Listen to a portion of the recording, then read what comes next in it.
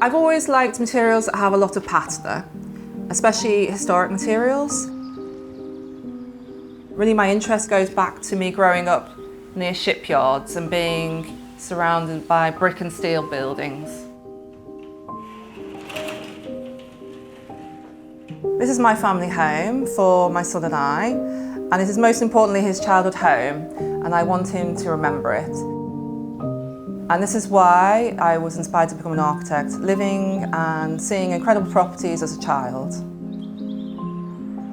So the building was built in the Art Deco style by Wallace Gilbert and Partners, who also built the Hoover building. It is in the heart of the historical industrial area near River Thames. This apartment block was originally the offices for the factory behind, and then was converted into apartments in the 90s. I wanted a place where I could totally relax and have a slower pace and just be in a calm space in the city centre.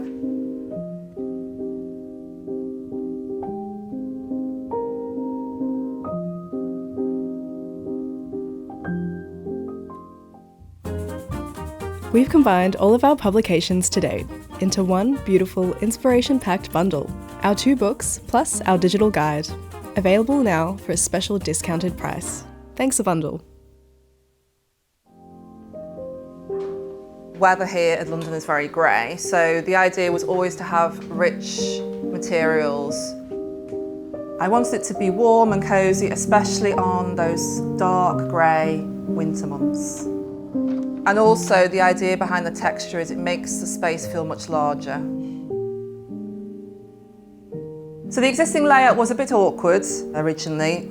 The double height space was completely ignored, and it seemed a missed opportunity to me. So on the ground floor, we added a door to the kitchen, a door to the understair storage, and built-in cabinets in the dining area. On the first floor, I totally renovated the bathroom. In the bedroom, I added storage units and privacy doors. Just wanted some extra privacy as it was very light and it helped to sleep better. Once inside, to make the entrance feel more important, I added a landing step. I added 2 wall-mounted IKEA timber cabinets with a circular mirror, which creates a vanity unit. So I positioned the sitting area away from the window to give a very private area, and the seating is in an L shape, so it divides the uses. The ceiling is quite low at 2 meters, so I painted it in a dark brown chocolate colour. And the idea behind this is that dark colours recede to the eye, so it doesn't feel as noticeable, so it gives it height. I have a terracotta velvet Coppola sofa from Sancal, which is set high on legs, so it allows the light through underneath. There is also a white shelving system with base cabinets, which I use for my son's books and toys, and also my CD player.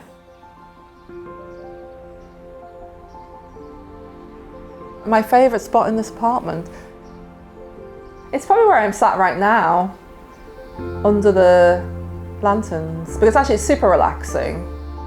Even when the windows aren't open, the lanterns are just floating very gently around, and it just has a very calming effect. The custom dining table has a painted MDF top. The dining room has a 4-metre tall ceiling with large concrete beams that span across. So I chose to hide these with a large mesh ceiling screen. And it also creates a base for the spotlights. I also have one pendant light for the dining room table, which I picked up on my travels to Indonesia. The chairs are vintage chrome Magnus Olsson X-Line chairs, and these can be stacked and also moved out the way. The table can also be folded up and moved so the space can be used in a totally different way. Along the window wall, I designed a birch plywood unit with cabinets for storing shoes and also to hide the original radiator.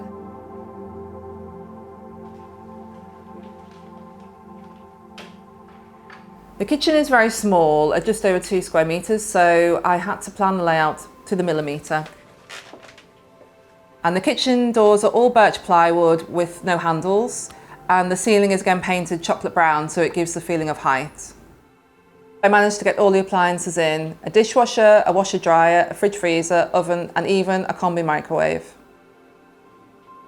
For additional storage, I have a pegboard with all the items I need at hand, so I can cook happily without searching for things. There is also a small wall shelf with everyday items, so everything is just there ready to go. The landing is oak to match the main floor. I also added a David Gropey shade wall light, and it's not only a light, but it's a mirror I can use to check my lipstick before I leave. Every nook and cranny is useful here. Staircase is folded perforated metal, which doesn't sit against the wall, so it gives it a floating look. The stair is also perfect to light up at night and enhance this floating feeling. And then the bedroom itself is accessed with 2 sliding doors which fit around one of the original concrete beams. The mezzanine floor is the original simple pine boards which are oiled, and the ceiling is painted in a concrete colour which matches the living area. To this I added built-in storage, a wardrobe and cabinets, all in birch plywood.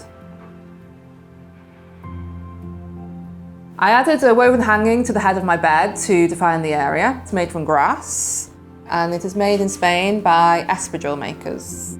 And it just gives some texture to the room, as a lot of the walls are smooth. The mezzanine has a simple glass balustrade with a rich wooden handrail. And behind this is a large folding door, which was installed for privacy from the main space. I share the bedroom with my toddler son, and he has a small toddler bed. And I have a low height queen size bed, because the height in the bedroom is quite short. Under my bed there are 4 pull-out drawers for extra clothes storage. On the stair landing, I added 2 deep shelving units in birch ply, each with 2 doors to save space when open. In the bathroom was completely redone, adding lots of storage. The main shower head is 5th Avenue by Westmont Bathrooms, and it looks a little bit industrial, so it fits in very well. The basin style was picked because it was in a very simple shape, a little bit Art Deco. And above there is a wall-mounted rose-coloured hanging bar for hooks and shelves, which come in orange for storage, and it's part of a modular system by EXT. At the bathroom entrance there is a large concrete beam which runs along the top, and you have to duck to get into the bathroom. It's just one of those quirks of converted buildings. I think it's important when you design small spaces to think big. Don't believe that you can't get everything you want. You just have to think of it and solve it in a different way. City dwellings often have constraints. Really, you don't have to add space to make a place feel bigger. You just have to manipulate materials and colours to have the same effect.